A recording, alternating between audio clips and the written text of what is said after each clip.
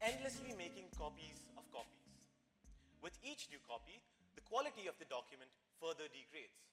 This looks like subtle distortions or blurry words. However, if you copy enough copies with this copier and repeatedly feed the copier with its own output, you could end up with a final copy that's completely unreadable. The copy, the blur, and the absolute distortion. But what if instead of a copier, it was a generative AI, endlessly trained on its own output, iteration after iteration? At first, the changes are subtle, minor distortions and small glitches, barely detectable. However, with each new output, this effect compounds. Meaning slips away, and soon, what was once considered coherent data becomes fragmented and completely unintelligible. As the AI drifts further away from the truth, it no longer reflects a reality. As this recursion system continues, it no longer reflects a reality, it creates a new one.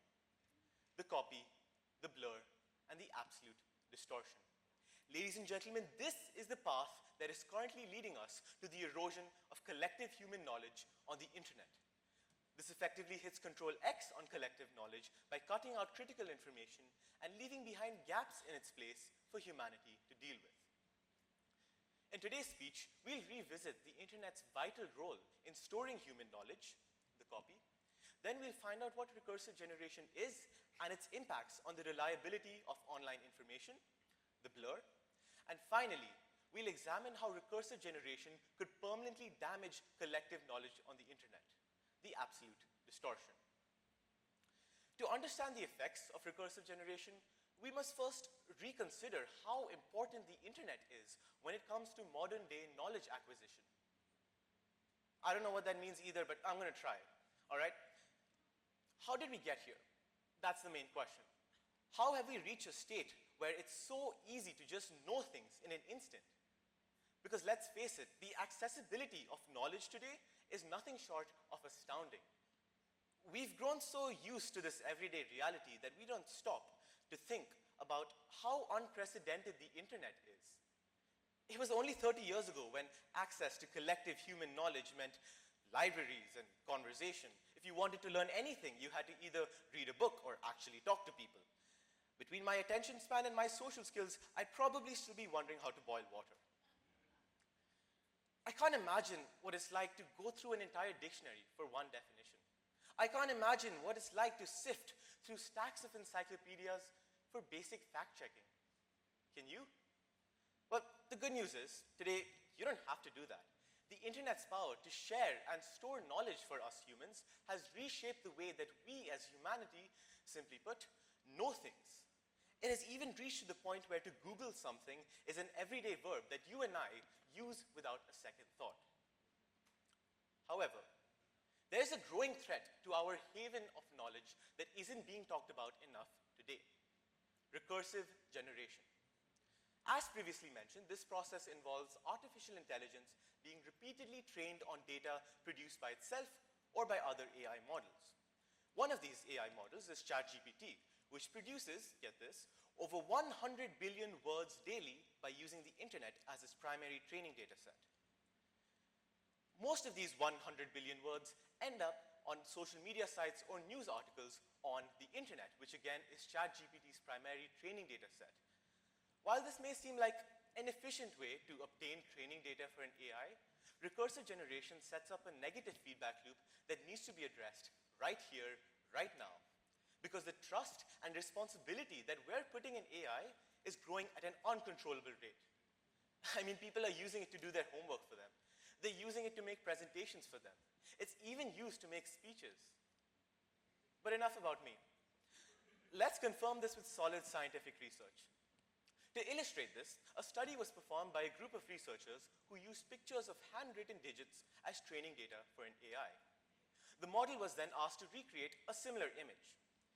As this model was continuously trained on its own generation, each new image output was more blurry and more confusing than the last. But after just 30 generations, the AI was successful in attempting to recreate my doctor's handwriting. As you can see, each digit has clearly converged into a random, unintelligible figure which stands as a clear sign of a lower range of output. And even if only some of the training data for this AI was AI generated, we'd still get the same result, just at a slightly slower rate. In fact, most researchers claim that the only way to offset this effect, the only way to prevent this, is through new human-generated training data. We are witnessing the virtual actualization of the copier problem, except with image output. Let's see what that looks like for text output. In the very same study, using the very same AI, it was tasked to complete the following prompt sentence. To cook a turkey for Thanksgiving, you ... At first, the AI provides coherent responses, but once it is trained repeatedly on its own output data, it begins to produce irrelevant nonsense. As you can see, the AI suggests to do the following. To cook a turkey for Thanksgiving, you need to know what you are going to do with your life. The rest of the response spirals into incoherence. Now, while questioning my life choices wasn't really on the agenda for today's speech, we still need to find out why this is happening. This happens because each new version of the AI is only trained on the less than perfect output of previous versions. Kind of like how a small rumor evolves into a wild story as it's passed along to more people.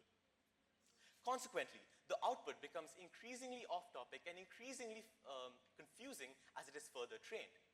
You might be asking right now, so what, Adesh? So what if an AI stumbles every now and then? To answer that question, we must experience absolute distortion. Imagine this. Someone who uses a recursively trained AI to write his entire history blog post for him. Now, since this model has been repeatedly trained on its own content, it is likely to absorb and propagate inaccuracies and biased interpretations, which narrows our range of output. A few generations later, it could be spewing historical views that are just plain wrong, and maybe even propaganda. In a decade, you might find the very same history blog that claims the Cold War was a battle for jackets and sweaters. Okay, fine, I might be exaggerating a little bit, but we both saw what happened a few slides ago. Because when we have nonsense historical information, we can no longer learn from our past. And when we can't learn from our past, we can no longer preserve a record of essential truths for future generations. Ladies and gentlemen, the internet is humanity's greatest asset, the sole repository of human knowledge. So you have to do something about this. You can begin by believing the things you see online only after verifying it from multiple sources. If you end up coming across online posts with misleading or inaccurate information, report it. Report it using the platform's moderation features. This way, it will be removed off the internet and won't end up as training data for another AI. But most importantly, start contributing to the internet through online content creation.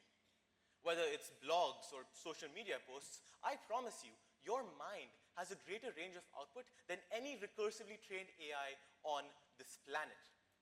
Because when you contribute your knowledge to the internet, it gets diversified. And in turn, you diversify the training data upon which AI heavily depends upon. If enough of us contribute authentic human knowledge, our thoughts and opinions, ladies and gentlemen, we could preserve the sanctity and quality of online knowledge. Because in the end, it's up to us whether the future of online knowledge remains sharp and true or degrades into absolute distortion. Today is your last chance to take control of the story before recursive generation rewrites the ending. Thank you.